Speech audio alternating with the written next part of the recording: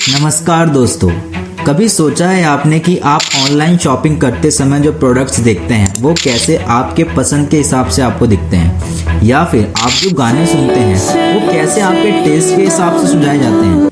ये सब AI यानी कि आर्टिफिशियल इंटेलिजेंस का कमाल है। आर्टिफिशियल इंटेलिजेंस के बारे में और जानने से पहले मैं आपको बता दूं कि ये वीडियो को हमने 3 पार्ट्स में डिवाइड किया है। पहला, what is AI, number 2, benefits of AI and number 3, dangers of AI। Chapter 1, what is AI। आसान भाषा में कहें तो AI ऐसी मशीनों या कंप्यूटर प्रोग्राम्स को कहते हैं जिन्हें इंसानों की तरह सीखने और समझने की क्षमता दी जाती है। ये मशीनें डेटा के आधार पर खुद ही चीज़ें सीख सकती हैं, फैसले ले सकती हैं और प्रॉब्लम्स को सॉल्व कर सकती हैं। आर्टिफिशियल इंटेलिजेंस का मतलब है आर्टिफिशियल इंटेलिजेंस यानी कि बनावटी बुद्धि जो कि इंसानों द्वारा बनाई जाती है। अगर सरल भाषा में कहें तो आर्टिफिशियल गोल्ड जैसे होता है, यानी कि इंसानों द्वारा बनाया गया गोल्ड, वैसे ही ये है आर्टिफिशियल इंटेलिजेंस यानी कि इंसानों के द्वारा बनाई गई एक बुद्धि। उदाहरण के लिए, अगर एक AI को बिल्लियों की 1000 तस्वीरें दी जाती हैं तो वो सीख लेगा कि बिल्ली कैसी दिखती है। फिर भविष्य में अगर उसे कोई नई तस्वीर दिखाई जाती है तो वो बता सकता है कि उस तस्वीर में बिल्ली है या नहीं। इस तरह से सीखने के अलावा AI कुछ खास काम करने के लिए भी प्रोग्राम किया जाता है। उदाहरण के लिए, एक AI प्रोग्राम को शतरंज का गेम खेलना सिखाया जा सकता है। ये प्रोग्राम लाखों शतरंज के खेलों का डेटा एनालिसिस करके ये सीख लेगा कि किस चाल से जीतने की संभावना सबसे अधिक है। तो कुल मिलाकर AI मशीनों को सीखने और समझने की क्षमता देकर उन्हें ऐसे काम करने के लायक बनाता है जो पहले सिर्फ इंसान ही कर सकते थे। स्टॉकफिश दुनिया का सबसे तेज शतरंज कंप्यूटर है। यह एक ओपन सोर्स प्रोग्राम है जिसे विश्व प्रसिद्ध शतरंज खिलाड़ियों जैसे कि फाबियानो कारुना, मैग्नस कार्लसन, विशी यादव एंड गैरी कैस्पारोव द्वारा भी यूज़ किया जाता है। स्टॉकफिश हर सेकंड 200 मिलियन से भी अधिक चालों को कैलकुलेट कर सकता है। स्टॉकफिश ने 2016, 17, 18, 19, 20, 21, 22 और 23 में टॉप चेस इंजन चैंपियनशिप को जीता है।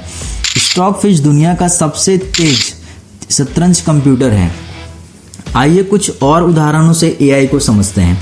आपका स्मार्टफोन, आप जब भी कोई सवाल पूछते हैं या कोई काम करने के लिए कहते हैं तो आपका स्मार्टफोन गूगल असिस्टेंट या Siri जैसे AI टेक्नोलॉजी का इस्तेमाल करके आपको जवाब देता है। जब आप फेसबुक या इंस्टाग्राम खोलते हैं तो AI एल्गोरिदम आपके पसंद और आदतों के आधार पर आपको कंटेंट दिखाता है। भविष्य में आने वाली सेल्फ ड्राइविंग कार्स भी AI का ही इस्तेमाल करके सड़कों पर नेविगेट करेंगी, ट्रैफिक सिग्नल्स को समझेंगी और दुर्घटनाओं से बचेंगी। Number 2, benefits of AI। ये तो बस कुछ उदाहरण हैं। AI का इस्तेमाल आजकल कई अलग अलग फील्ड्स में हो रहा है, जैसे कि medical, education, finance and entertainment. उदाहरण, गूगल AI ने डीप माइंड हेल्थ नामक एक कंपनी बनाई है जो AI का यूज़ करके स्वास्थ्य सेवाओं में सुधार करने के लिए काम कर रही है। डीप माइंड हेल्थ ने एक AI सिस्टम डेवलप किया है जो आंखों की बीमारियों का पता लगाने में डॉक्टरों की मदद कर सकता है। यह सिस्टम रेटिनल इमेज का विश्लेषण करके डायबिटीज़ और ग्लूकोमा जैसी बीमारियों का पता लगा सकता है। AI का यूज़ स्टूडेंट्स के लिए लर्निंग एक्सपीरियंस को सुइटेबल करने के लिए भी किया जा रहा है। खान एकेडमी एक गैर लाभकारी संगठन है, यानी कि एक नॉन प्रॉफिट ऑर्गेनाइजेशन है जो मुफ्त ऑनलाइन एजुकेशन प्रोवाइड करते हैं। खान एकेडमी AI का उपयोग करके हर एक स्टूडेंट्स के लिए एक्सपीरियंस को कस्टमाइज करने के लिए बहुत ही ज़्यादा हार्डवर्क करते हैं। ये सिस्टम स्टूडेंट्स की ग्रोथ को ट्रैक करता है और उन्हें उनकी नीड के अनुसार स्टडी मटेरियल को कस्टमाइज करके देता है। AI का यूज़ हम म्यूज़िक क्रिएट करने के लिए भी कर सकते हैं। AI का यूज़ करके हम फिल्मों में कुछ स्पेशल इफेक्ट्स डाल सकते हैं और AI का यूज़ वीडियो गेम्स के अंदर वीडियो गेम्स को और क्रिएटिव बनाने के लिए भी किया जा रहा है। ज्यूकबॉक्स एक AI based music creation system है जो यूज़र्स को अपनी पसंद के अनुसार म्यूज़िक बनाने की परमिशन देता है। तो AI की मदद से आप म्यूज़िक भी क्रिएट कर सकते हैं। AI एक बहुत ही पावरफुल टेक्निक है जिसका उपयोग विभिन्न क्षेत्रों में किया जा रहा है। एआई में हमारे जीवन को बेहतर बनाने की एबिलिटी है और यह भविष्य में और भी महत्वपूर्ण भूमिका निभाएगा हमारी लाइफ के अंदर। अब आगे बढ़ते हैं और देखते हैं चैप्टर 3 यानी कि डेंजर्स ऑफ एआई।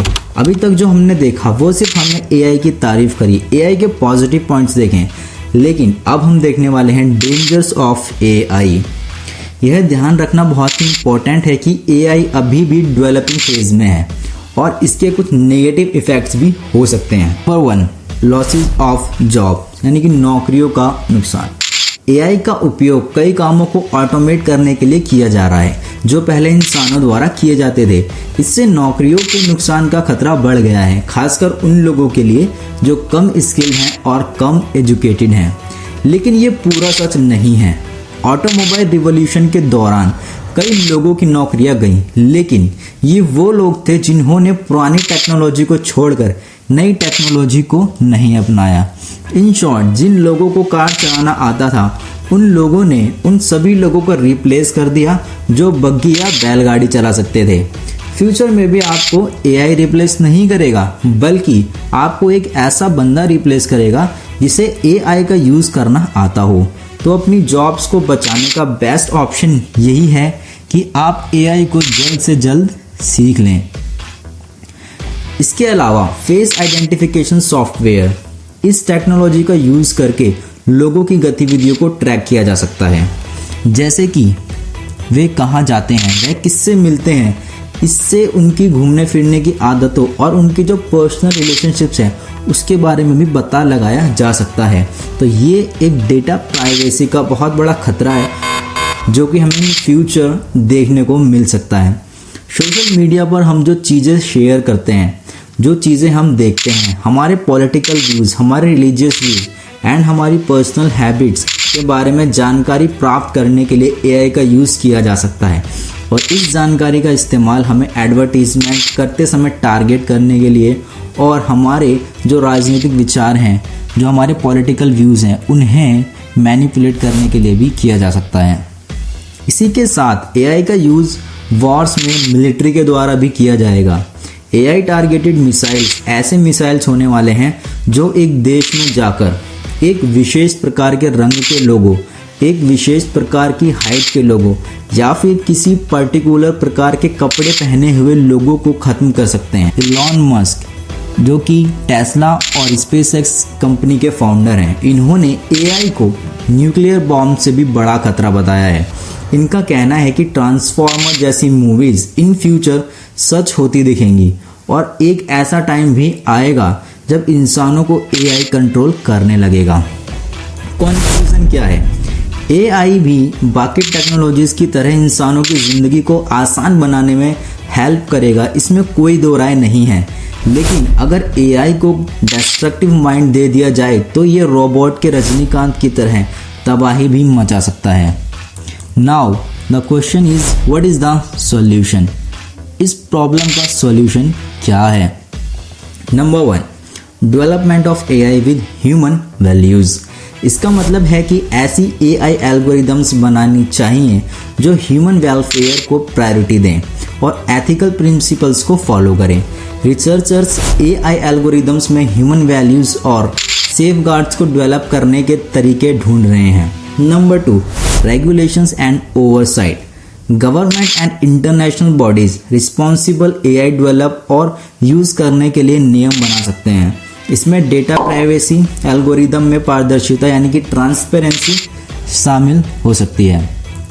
इसके अलावा ह्यूमन क्रिएटेड एआई यानी कि ध्यान ऐसी एआई पर होना चाहिए जो मनुष्य को बदलने के बजाय उनकी सहायता करे, सहयोग और मानवीय निरीक्षण जोखिमों को कम कर सके और ये एश्योर कर सके कि एआई का बेनिफिशियल पर्पसेस के लिए ही यूज़ किया जा रहा है, ना कि डिस्ट्रक्टिव पर्पसेस के लिए। Public education and awareness. AI के बारे में जनता की समझ बढ़ाने से लोगों को इसके डेवलपमेंट और एआई के यूज़ के बारे में राइट डिसीजन लेने में मदद मिल सकती है। पॉसिबल डेंजर्स और बेनिफिट्स के बारे में हमें खुल के चर्चा करना बहुत ही इम्पोर्टेंट है। International collaboration. एआई से जुड़े चैलेंजेस और इनके सॉल्यूशंस ग्लोबल हैं। यानी कि ये किसी एक देश की परेशानी नहीं है। एआई से जुड़े चैलेंजेस पूरी दुनिया को फेस करने पड़ेंगे। Researchers, policy makers, industrial leaders के बीच इंटरनेशनल सहयोग से रेस्पॉन्सिबल एआई के डेवलपमेंट में एक स्ट्रॉन्ग रोल प्ले करा जा सकता है। इन क्षेत्रों में काम करके हम यह बिल्कुल अश्योर कर सकते हैं कि एआई एक शक्तिशाली उपकरण बने जो कि मानवता को लाभ पहुंचाए, ना कि मानवता को अपना गुलाम बना ले। तो एआई के बारे में आपकी क्या राय है, ये हमें कमेंट करके ज़रूर बताएं। आज की वीडियो में इतना ही। और टॉपिक पर आप किस टॉपिक पर नेक्स्ट वीडियो चाहते हैं हमें कमेंट करके ज़रूर बताएं। इसी के साथ जय हिंद, जय भारत।